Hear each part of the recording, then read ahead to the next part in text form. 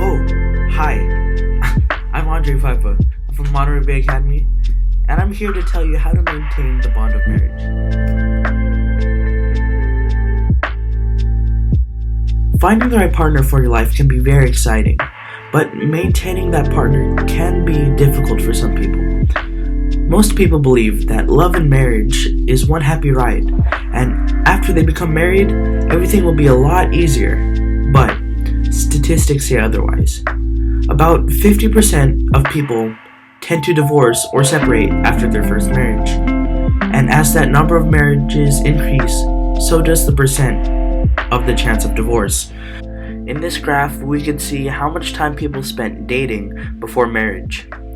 For those who dated 1 to 2 years, they were 20% less likely for divorce than those who dated for just less than a year. And for those who dated 3 or more years, they were 39% less likely than those who dated less than a year.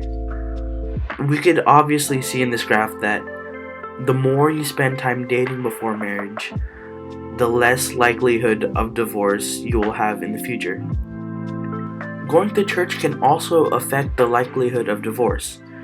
For those who sometimes go to church, they are 10% more likely to get divorced than those who never go to church. But those who regularly go to church, they are 46% less likely than those who never go to church. But the intriguing part of this is that those who sometimes go to church are 10% more likely than those who never go to church. This means you're either in or out. There is no in between, because that'll mess up your friendship or relationship.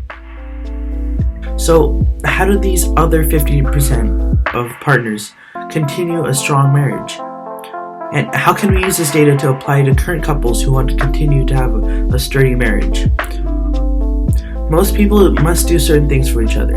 It's not that you change yourself for your spouse, but it's you change yourself with your spouse. You should be both growing together, and as soon as you realize you must grow together, maintaining a grounded marriage will be a lot easier. One of the things that contribute to a solid foundation is communication.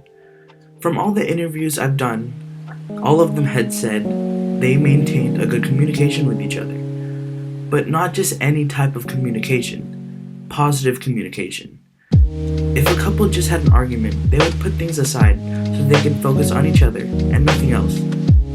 One of the couples that I interviewed had a very interesting way of achieving this goal.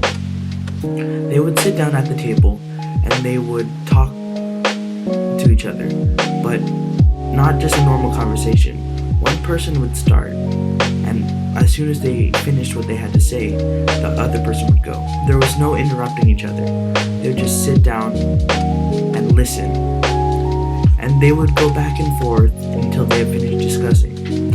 The couple said the interrupting is when things go haywire. And I agree with that, because once you start interrupting and arguing, things can go downhill very quickly.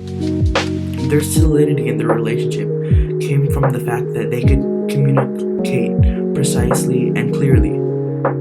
This led them being able to deal with problems they had appropriately. One of the most overlooked things in a relationship is being kind. Although it may seem small, it is a very important part of maintaining a strong marriage. When I was researching ways to improve the stability of a marriage, kindness was always bound to appear. And when I was interviewing couples, almost all of them said that kindness and having a good heart was a very admirable trait in their partner. They enjoyed the fact that their partner can focus on things other than themselves, that they could put themselves out there in an unselfish way. And they said it doesn't even have to be directed towards their partner.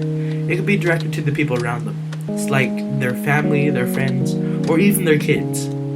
The unselfish act towards one another are seen in relationships and marriages that last a very long time, because they are focused on how they can help their partner rather than moping how bad their day was.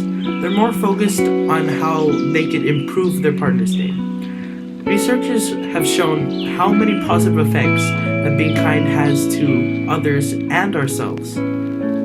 Practicing kindness also has profound effects on our own mental and psychological health, helping us become better, happier, and more compassionate toward others. Being kind to others has known to help boost our own immune system, slow down aging, elevate our self-esteem, and improve blood pressure. If that doesn't prove how much kindness affects everyone's lives, I don't know what else there is to tell you.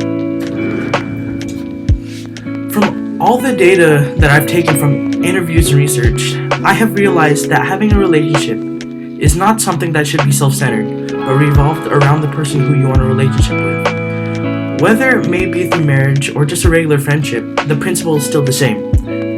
And we've learned that having good communication, positive communication, is a critical part of a good relationship or marriage. And that being kind is a trait that strengthens and benefits your relationship.